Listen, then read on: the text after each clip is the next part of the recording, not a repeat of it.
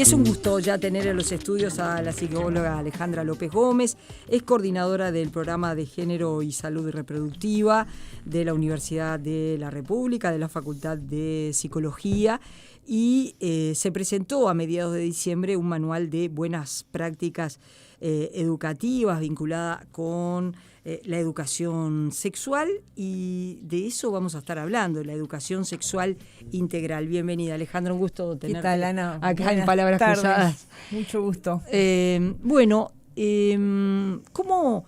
¿Cómo han sido todos estos años de la educación sexual? Porque bueno, en el periodo anterior hubo una transformación educativa. ¿Cuánto incluyó o no incluyó la educación sexual integral? Y también afinar un poco los conceptos de qué se está hablando, porque sabemos que es un tema polémico, que es un tema de debate, que muchas veces hay padres que dicen, ¿y qué le van a enseñar a mis hijos? Sí.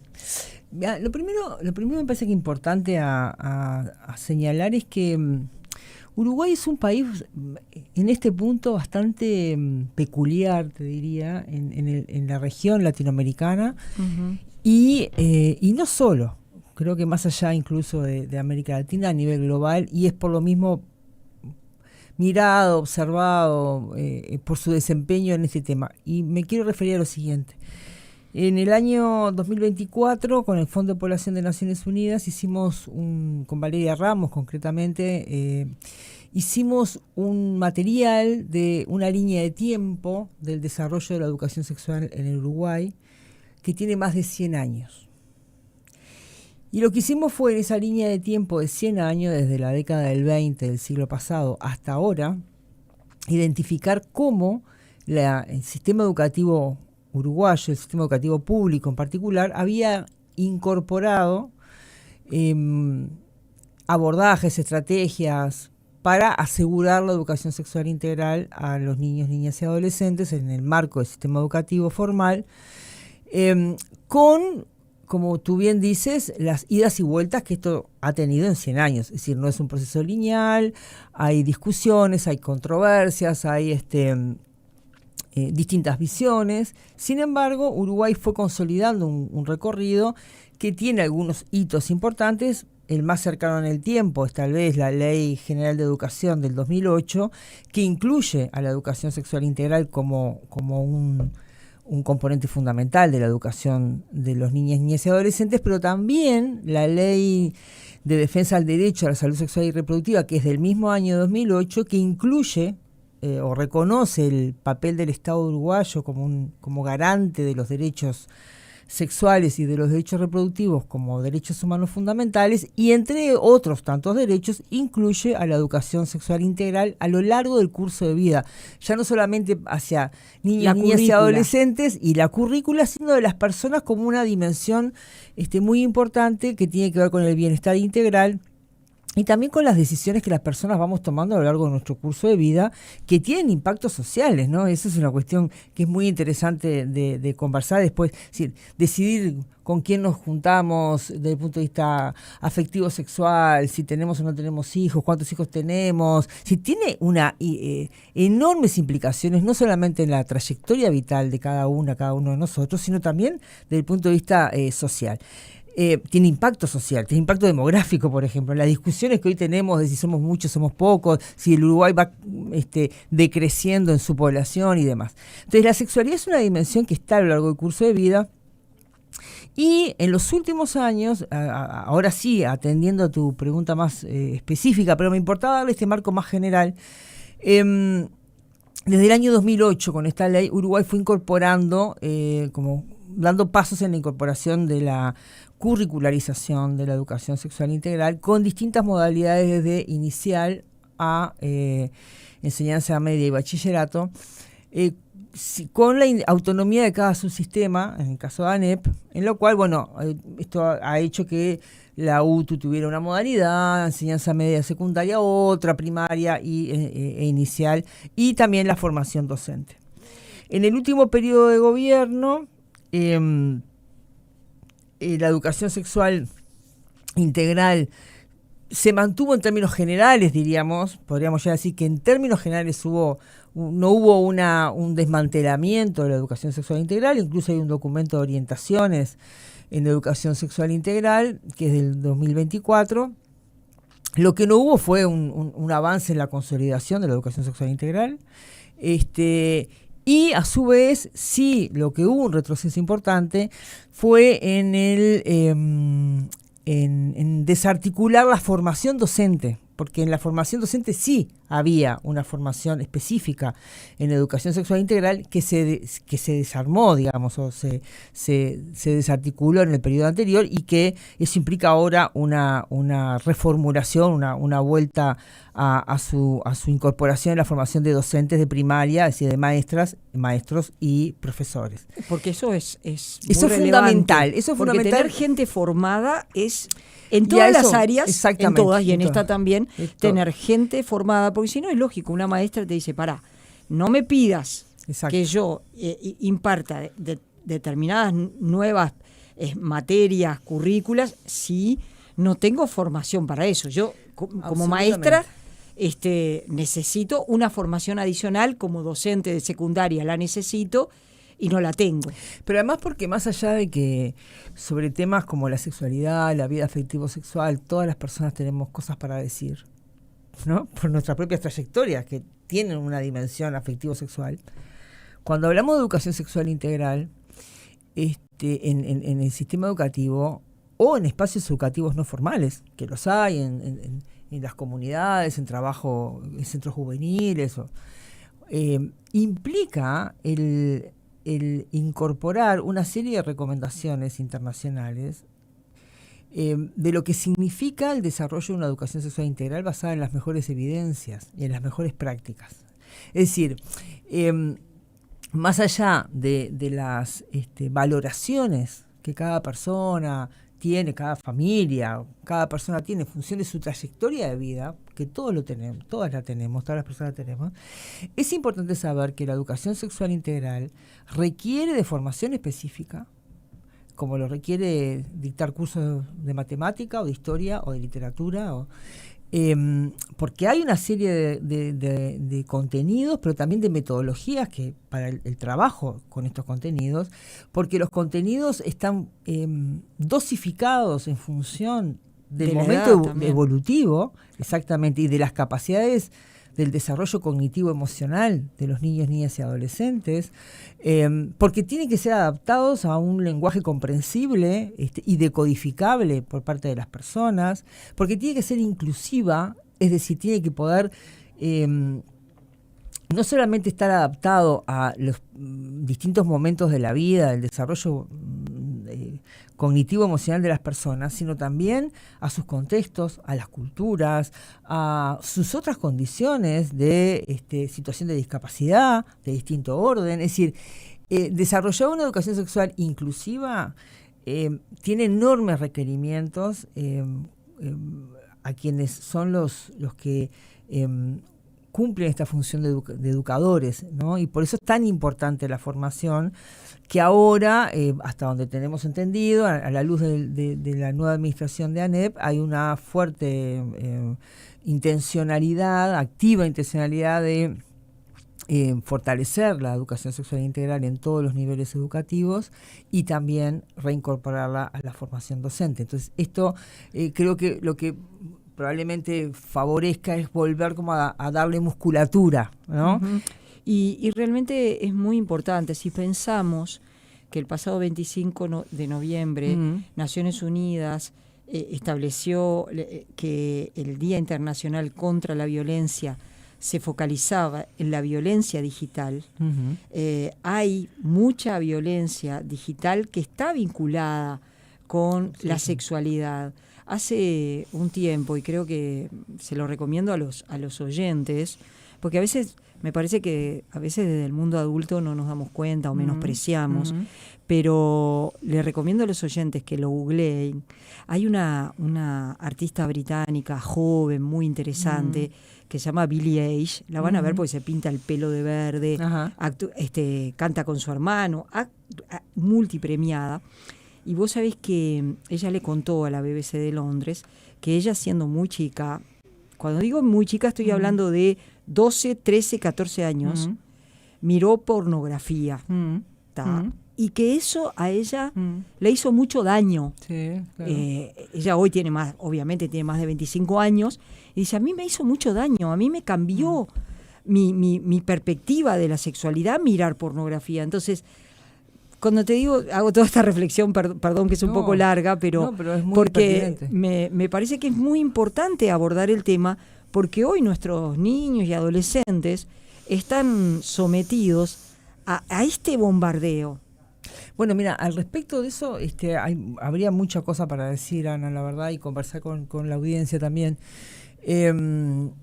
Pero por lo pronto señalar algunas cuestiones. Primero que los entornos digitales que llegaron para quedarse, ya lo sabemos, son un espacio, te diría que muy importante en la socialización de los niños, de las niñas, de los adolescentes. Es decir, el mundo de los niños, las niñas y de los adolescentes transita también, y en algunos casos a medida que van creciendo cada vez más, en los entornos digitales. Y en los entornos digitales transita todo. Todo significa todo. Entonces, y a veces el mundo adulto no lo sabe ver, claro, porque no es de nuestro tiempo. Exacto, ahí está esa brecha digital. Ay, no me vengas con la pornografía, claro, si nosotros en los kioscos había revistas, ¿te acordás que venían forradas de negro? Pero eso es una cosa nimia comparada con lo que pasa hoy. Absolutamente. Sí, sí. Y creo que ahí tenemos primero, que hoy hay evidencias uruguayas. En Uruguay hay un estudio. Ustedes entrevistaban a Pablo López hace un tiempo atrás, que es compañero del programa nuestro, del programa de la facultad, de la UDELAR. Pablo viene estudiando hace muchos años, junto con parte de nuestro equipo, sobre las interacciones de los niños, niñas y adolescentes con los entornos digitales y qué pasa con la socialización sexual. El consumo de pornografía está documentado, cada vez más tempranas. Además, el acceso a contenidos pornográficos ya no son a los 12, a los 13 años, son bastante antes. A los 9. Sí, a los 9. Incluso hay algunos casos que son antes de los 9. Es decir, estamos hablando, y que esto, hay también evidencias a nivel internacional de que esto va modelando las maneras en cómo las personas interactúan luego desde el punto de vista afectivo sexual, es decir, cuáles son las expectativas, cómo se representa una relación sexual. Si desde niño lo que veo es consumo de pornografía, y esa es como la representación, ¿no?, que tengo de una relación sexual. Esto también, si luego no se decodifica, si no se comprende que eso no es necesariamente, claro, y para eso se precisan espacios de conversación confiables, ¿no?, en espacios cuidados, que en donde yo creo que acá hay algo que muchas veces ha pasado, y es contraponer las familias con los centros educativos, ¿no?, frente al tema. Y creo que ahí tenemos un problema de comprensión, porque a mí me parece que los distintos ámbitos tienen un papel importante para jugar, muy importante. Que los centros educativos son claves, porque allí es donde los niños, las niñas y los adolescentes aprenden distintos contenidos, pero no solamente contenidos, también aprenden otras habilidades prosociales, de vinculación, de aprender a relacionarse con el entorno, con el medio ambiente, con sus pares, con los adultos. Aprenden una serie de sistemas de valores de convivencia democrática, ciudadana. ¿Y cuánto tiene que ver la violencia de género con un déficit, con una cierta ruptura de esas relaciones igualitarias, democráticas? Es decir, hay que leer lo que pasa con la violencia basada en género en clave de desigualdades de género, pero también en clave de qué señales nos está dando la sociedad contemporánea respecto a cómo tejer relaciones de convivencia inclusivas, ¿no? y no violentas, pacíficas, digamos, en el sentido más porque profundo. Hay mucha violencia. Claro, ¿no? y que se expresa de distinta manera en los entornos digitales, en las casas, en las comunidades, en los centros educativos. No es una casualidad que haya habido una campaña por el tema de la violencia en el noviazgo. Claro, hay noviazgos adolescentes muy violentos. Y que la violencia sexual esté cada vez más visibilizada, porque antes no se hablaba de la violencia sexual, no se la denunciaba, no se la ponía en palabras. Y hoy sabemos que hay muchas expresiones de la violencia sexual, que no solamente es la violación, que es como la que más nos representamos, hay distintas expresiones que tienen obviamente magnitud, impacto diferente, pero hay un abanico muy amplio de expresiones de la violencia sexual. Y que empieza a ser visibilizada y que es parte también de este déficit en el tratamiento de los temas en los distintos ámbitos, no solamente el ámbito educativo, donde tiene una responsabilidad fundamental, insoslayable, sino también qué pasa con estos temas en las familias, ¿no? Y si las familias, sobre todo pensando en estos adultos protectivos, referentes protectivos, no siempre las familias son ámbitos que acompañan o que protegen, sino todo lo contrario. A veces todo lo contrario, pero siempre hay algún adulto, o por lo menos buscamos que haya adultos protectivos, referentes de estos adolescentes que podrán ser familiares a veces no tan próximos, pueden ser tíos, pueden ser abuelas, pueden ser primos, pueden ser o referentes adultos de la comunidad, profesores que pueden ayudar y que son realmente fuentes muy importantes, no solamente de información, sino también de acompañamiento.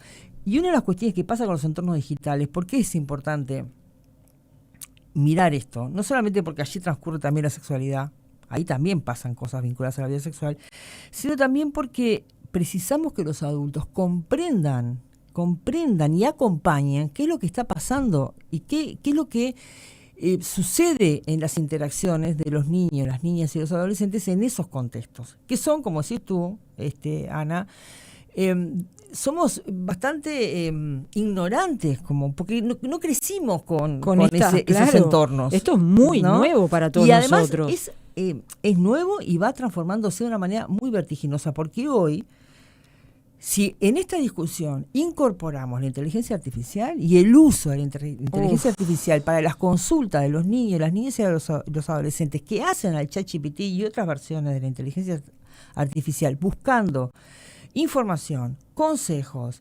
respecto al tema de sexualidad, hay un mundo por descubrir, hay un mundo por acompañar, por saber que los adolescentes y los niños aprendan a manejarse de manera protegida en esos espacios, porque esos espacios llegaron, van a estar ahí. Claro, van a estar. Exacto. Es decir, no nos podemos negar porque van a estar. Exactamente. Hay que construir herramientas para que estas generaciones se manejen de la mejor manera. Estamos hablando con la psicóloga Alejandra López Gómez. Hacemos una breve pausa, volvemos enseguida. Seguimos conversando esta tarde con la psicóloga Alejandra López Gómez, coordinadora del programa de Género y Salud Reproductiva de la Facultad de Psicología, Universidad de la República, sobre la activación de este manual de buenas prácticas educativas, de la formación docente, de lo que se va a implementar en este periodo y de la preocupación que existe por estos temas en estos tiempos de tanta violencia a nivel digital.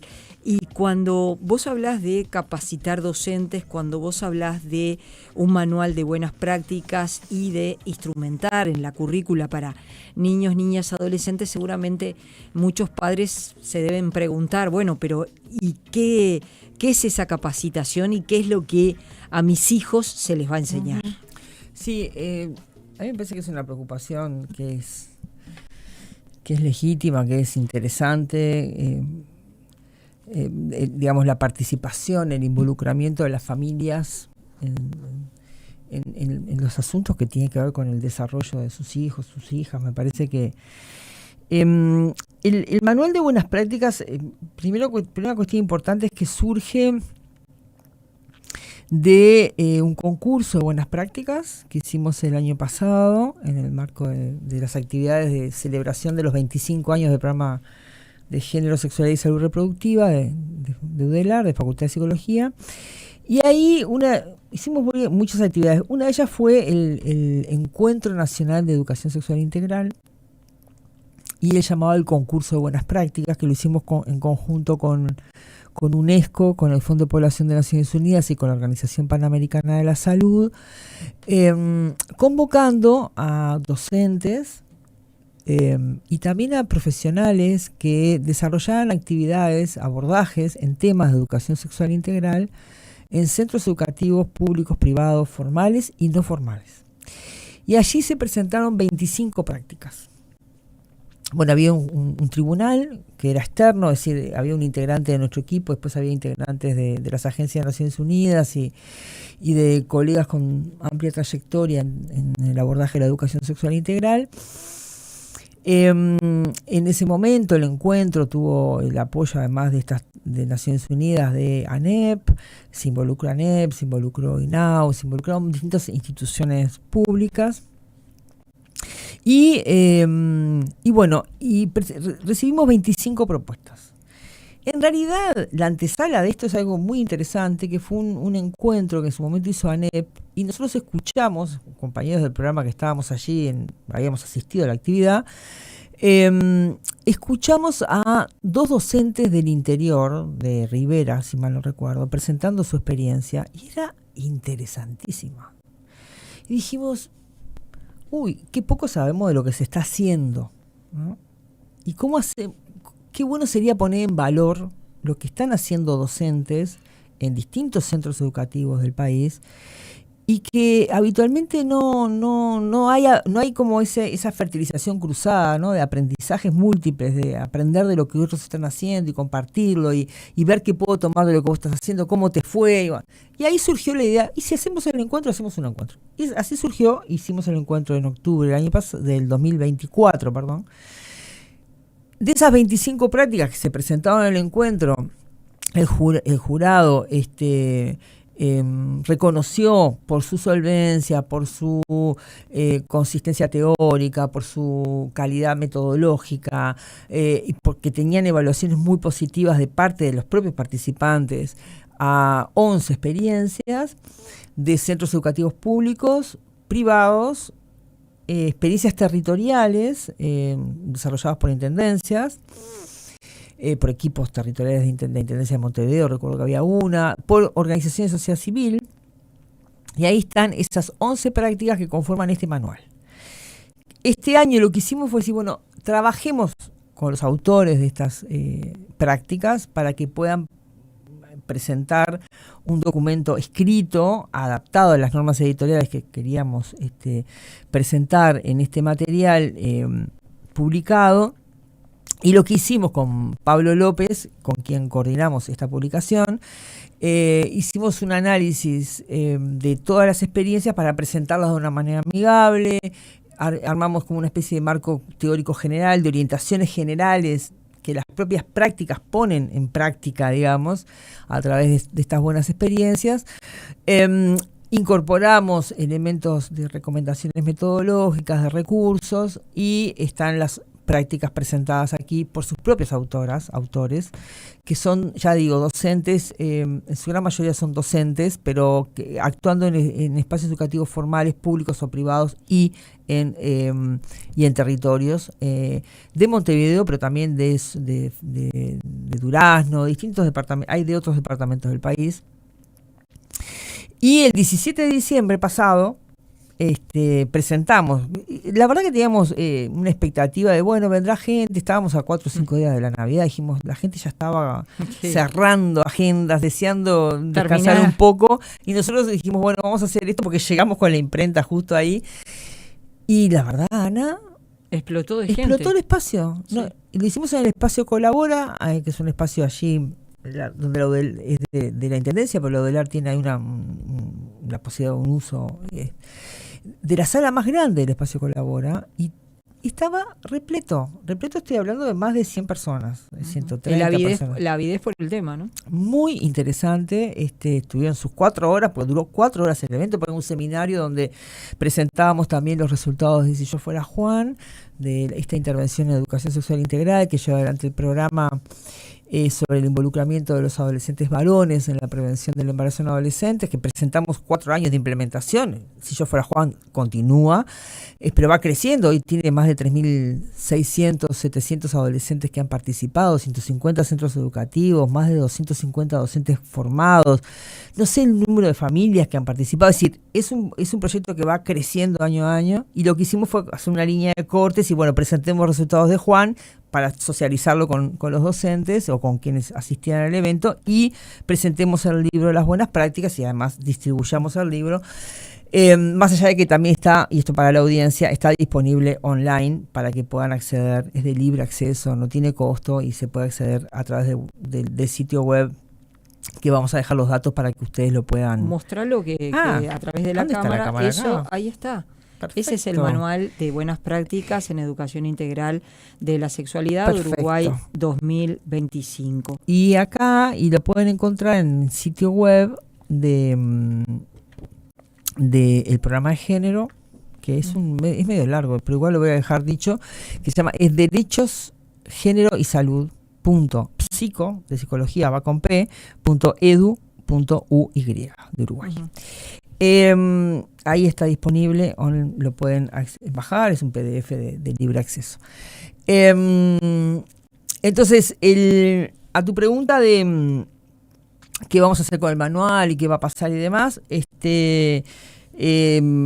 algunas cuestiones importantes. En este manual, en la presentación del manual estuvo ANEP, estuvo Patricia Piris, que es la actual responsable de Educación Sexual Integral de ANEP, del área de Derechos Humanos, que tenemos una alianza estratégica con ANEP, y ANEP va a trabajar fuertemente. Y además hay una cuestión que es muy importante, que es el Plan Nacional e Intersectorial en Educación Sexual Integral, que nosotros participamos como Universidad de la República en el diseño de este plan, y que tuvo una presentación interna dentro del MEC, del Ministerio de Educación y Cultura, y que va a tener probablemente un lanzamiento público en los primeros meses del año que viene, en una fecha a definir, pero que conjuga la voluntad de instituciones, de actores gubernamentales, pero también del sistema educativo público nacional, pero también otros actores que se han ido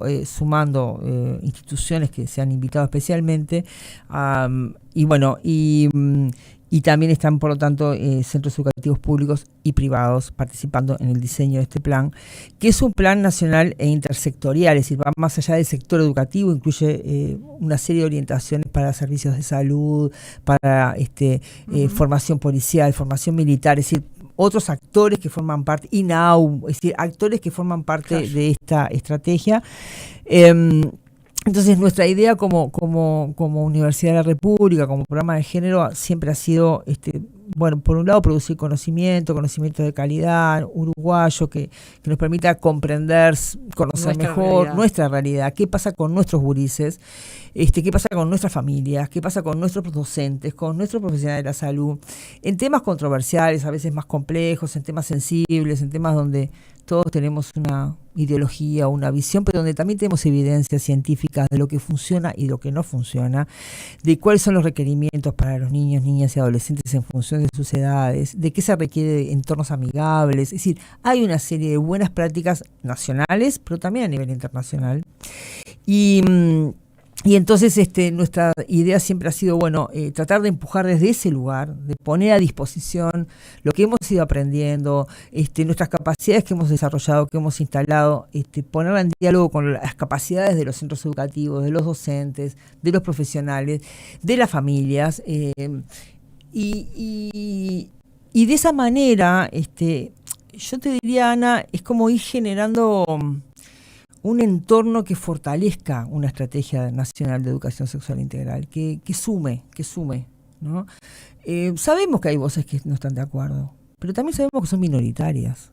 Y sabemos que la gran mayoría de las familias piden asesoramiento, piden apoyo, que necesitan orientación, y los docentes también quieren abordar estos temas porque los gurises se los plantean y muchas veces no saben cómo hacerlo. Uh-huh. Entonces, ahí hay un enorme reto que es acumulativo, porque el país ya, insisto, tiene 100 años en este desarrollo, no es que surge ni ahora ni en estos últimos tiempos, y lo que sí es muy importante es que el Estado uruguayo sea efectivamente garante de un derecho humano como es el acceso a la educación sexual integral. Alejandra, si te parece, cuando se presente volvemos a conversar no, a mediados de marzo. Claro, perfectamente. Gracias por haber venido esta tarde a Palabras Cruzadas. A Hacemos ustedes, una muchas pausa, gracias. volvemos enseguida.